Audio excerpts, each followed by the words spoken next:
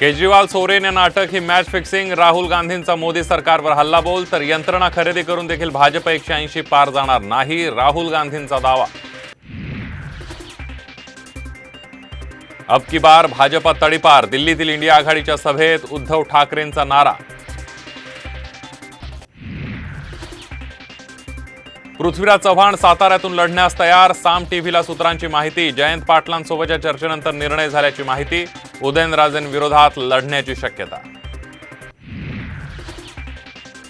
संभाजीनगरमध्ये अंबादास दानवेंनी घेतली चंद्रकांत खैरेंची भेट। आमच्यात कोणतेही मतभेद नाही, दानवेंचं भेटीनंतर वक्तव्य। लोकसभा निवडणूक स्वतंत्र लढवण्याचा प्रकाश आंबेडकरांचा निर्णय। महाविकास आघाडीतलं भांडण मिटलं नसल्यानं वंचितला दोष दिला जात असल्याचाही आरोप। फडणवीसांनी मणिपूर आणि लडाखमध्ये जावं, संपूर्ण खर्च मी करतो, उद्धव ठाकरेंचं प्रत्युत्तर। तर फडणवीसांनी ठरवल्यास कोविड बॅक फाईल्स सिनेमा काढू शकतात, बावनकुळेंचा पलटवार।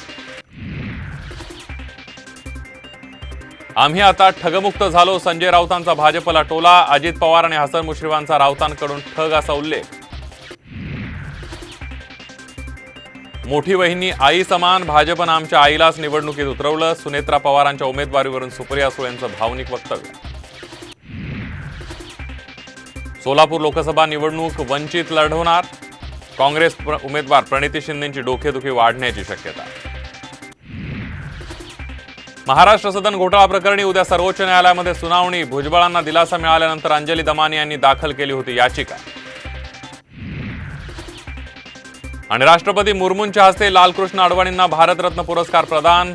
पंतप्रधान मोदी, राजनाथ सिंह आणि अमित शाह होते उपस्थित।